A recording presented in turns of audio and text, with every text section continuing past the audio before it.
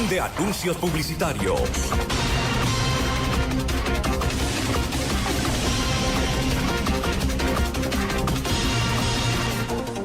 8 de la mañana con 34 minutos, 8 de la mañana con 34 minutos, y el día de hoy está con nosotros Margarita Guerrero Calderón, presidenta del Movimiento de la Revolución Ciudadana en Europa, quienes el día de hoy quieren hablar sobre algunas denuncias que se han realizado en los consulados europeos sobre las graves violaciones a los derechos de participación política, según lo que mencionan, ¿no? Así que vamos a conversar con ella, Margarita Guerrero, vamos a hablar un poco sobre su biografía. ¿Qué le parece, Andrés? Claro que sí. Vamos a conocer un poco más a la entrevista del día de hoy. Margarita Guerrero nació en el sur del Ecuador, en Loja, Lojana, en 1993. Vive en Murcia desde el 2003. El feriado bancario convirtió a su madre en migrante y años después se reunió con sus hijos. Orgullosa hija de una familia humilde, estudió ciencias y tecnologías de los alimentos en la Universidad de Murcia. Estudió con becas, a propósito, con becas y con trabajos temporales. Actualmente estudia ciencias políticas en la UNED. Fue concejala en Murcia en la legislatura del 2015-2019 por Cambiemos Murcia, una formación municipalista, asamblearia y de izquierdas. Es militante de la Revolución Ciudadana desde hace casi 10 años y participó en la Escuela del Buen Vivir de la Cancillería del Ecuador en el 2013. Bueno, esto y más, siempre ha estado muy activa en el tema político, así que le damos la bienvenida a Margarita Guerrero. Muy buenos días, bienvenida a Radio Pública Jugones. Buenas tardes por allá. Muy buenos días a todos y a todas. Margarita, cuéntanos un poco, ustedes han solicitado este espacio para evidenciar, ¿no?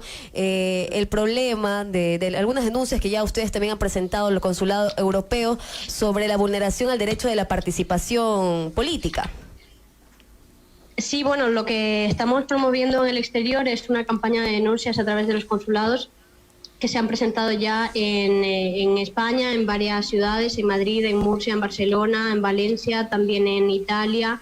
En Milán esta mañana se presentaron 33, también en Reino Unido, en Alemania y en Suiza. En algunos consulados, incluso honorarios, se está promoviendo la movilización de la comunidad inmigrante porque las últimas resoluciones del Consejo Nacional Electoral las consideramos violatorias al ordenamiento jurídico ecuatoriano en primer término y también a los derechos políticos de la comunidad inmigrante en este caso, puesto que exige que estén presencialmente los candidatos para registrar las candidaturas en el CNE. El Código de la Democracia, que es la ley orgánica y que está por encima de la resolución del CNE, lo que dice es que esta función la tienen que hacer los encargados de cada partido. Por tanto, consideramos que esa resolución lo único que busca es limitar los derechos de participación en este caso de los migrantes y de los ecuatorianos y ecuatorianas en general.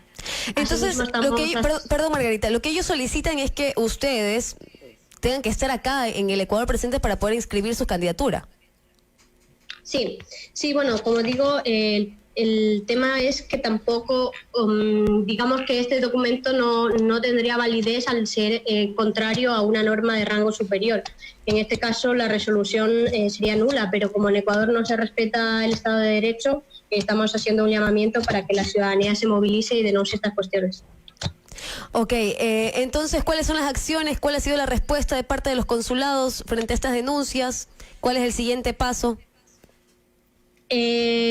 Lo que pasa es que en el exterior es nuestra única vía es mediante los consulados, pero las cartas se dirigen a los consejeros del CNE, a su presidenta Diana Tamaín y a todos los consejeros para que hagan respetar el artículo 217 de la Constitución del Ecuador, que habla sobre la independencia de la función electoral y de garantizar la participación de los ecuatorianos y ecuatorianas, así como de las organizaciones políticas. Por eso, dentro de estas denuncias que estamos haciendo, también exigimos que se respete la función electoral y que no cedan a las presiones del pseudocontralor Pablo Celi y que no proscriban a la lista de compromiso social por la Revolución Ciudadana, que respeten los derechos políticos de los ecuatorianos y ecuatorianas y que sea el pueblo en las urnas el que se manifieste. Ok, entonces ustedes, según lo que mencionan, es que hay alguna situación acá de presión política donde se ha también vinculado al señor Celis, el señor Contralor, para evitar la participación de su movimiento. Cuando hay alrededor de, si no me equivoco, 4 o 5 movimientos que no han sido aprobados, entonces ustedes consideran, ¿bajo qué pretextos? ¿Cuáles son los argumentos que ellos mencionan para evitar que ustedes participen o que inscriban sus candidaturas? Bueno, en primer lugar, recordar que se está violando la independencia de la función electoral, porque recordemos que en el periodo electoral que ya está en marcha, la función electoral no debe aceptar presiones de otras funciones como Contraloría en este caso. Recordar también que todos los requisitos que se le exigía a determinadas fuerzas políticas, incluyendo Compromiso Social, emitió resolución el Tribunal Contencioso Electoral, que es uno de los órganos competentes en esta materia, que no existía ningún causal para poder eliminar a estas formaciones políticas. Por tanto, esto añadiendo también otra cuestión que tiene que ver con los plazos del propio CNE, que ya emitió resolución respecto a las organizaciones que participarían. Y además no hay que olvidar que el Consejo Nacional Electoral no puede tomar medidas cautelares como la suspensión. Eso no se lo permite la ley y es una medida que está violando el ordenamiento jurídico ecuatoriano y por tanto así estamos haciendo denuncias también en la comunidad internacional para que llamen la atención sobre estas cuestiones y restituyan las garantías constitucionales y democráticas en Ecuador. Margarita, ¿hace cuántos años vives en el exterior? 17 años. 17 años. ¿Has venido para acá, para el Ecuador? ¿Has visitado? ¿Cuándo fue la última vez que estuviste acá? La última vez fue el año pasado, en octubre, justo después de las manifestaciones. Llegué el 23 de octubre a Ecuador y estuve hasta noviembre. Trato de estar siempre en contacto con Ecuador y he visto en varias ocasiones, el 2013 también estuve, posteriormente en el 2016, he visitado el país en distintos momentos y he podido comprobar y constatar los cambios que ha ido viviendo el país. Incluso en esta última etapa también he sido testigo de, digamos, toda la ofensiva mediática que hay respecto al proceso de la Revolución Ciudadana. ¿Cómo ves tú los cambios entonces? Me imagino que estuviste, tú como coidearia del señor Rafael Correa, ¿cómo ves ahora también los cambios luego de que, un integrante del mismo partido, quien es el señor Lenín Moreno, haya asumido la presidencia?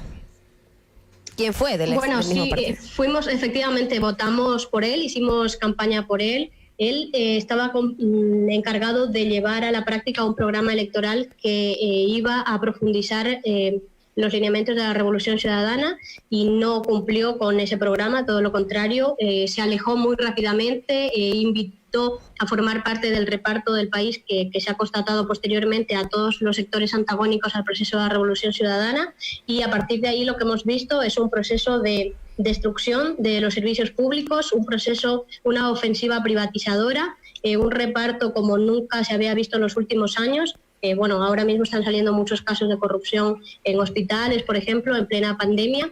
Lo que se ha visto es que al final han retornado al viejo país del pasado, de los 90, donde se implementaban unas políticas neoliberales que causaron en el 98 un éxodo de en torno a 3 millones de personas y pues fruto de esas políticas nos convertimos en migrantes. Por eso es lo que nos vemos en la responsabilidad de denunciar esta deriva y por tanto de defender que vuelva la Revolución Ciudadana para retomar el rumbo de las políticas para las grandes mayorías.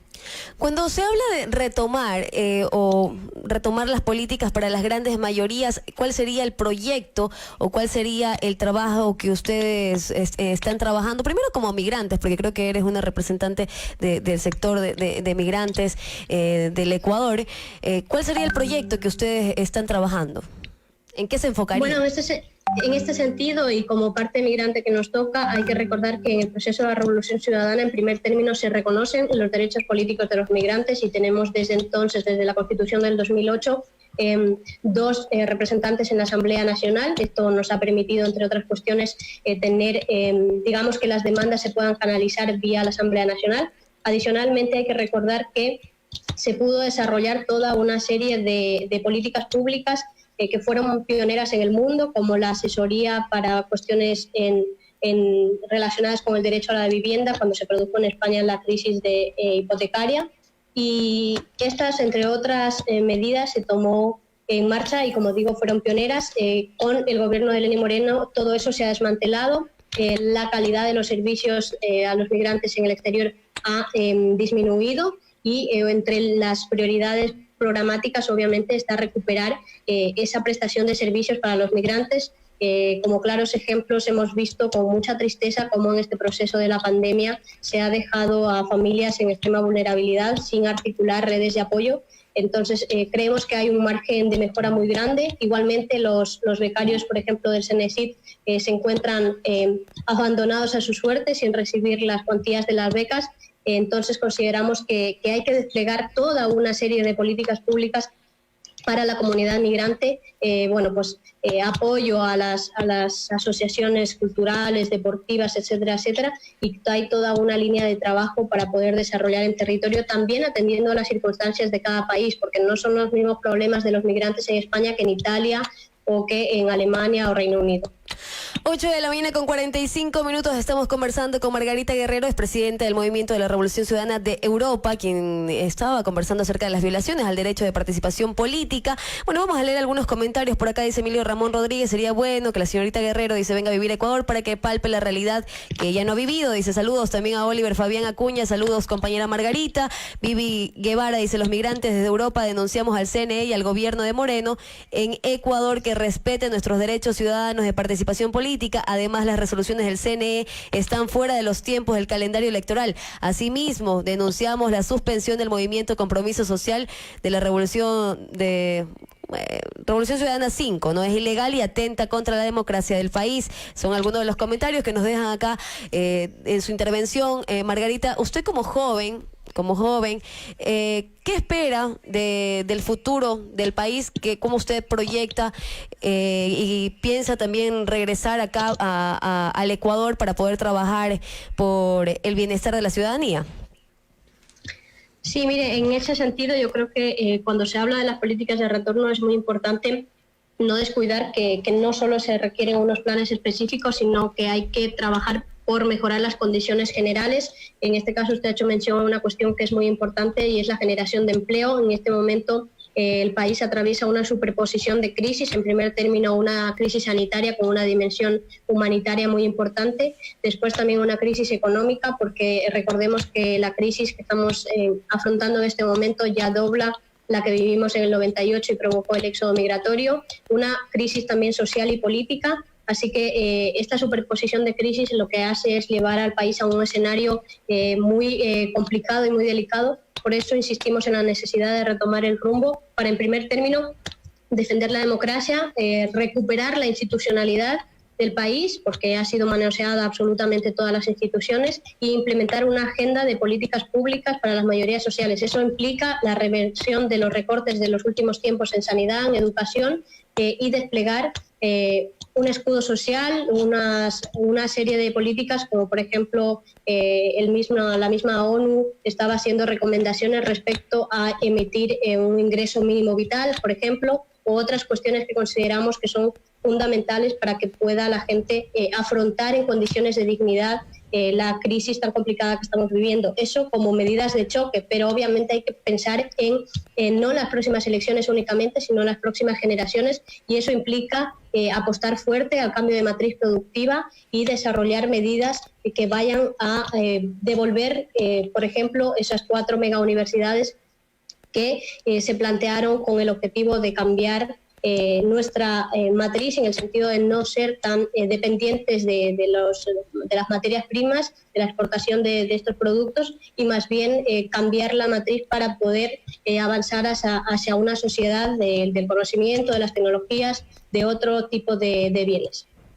Ok, Margarita, muchísimas gracias por estar con nosotros. El mensaje final para toda la audiencia, para el Ecuador, para la provincia del Oro, provincia de La Suay, Loja y Guayas, a donde llega la señal de la 91.9 FM en cuanto al tema de las violaciones al derecho de participación política.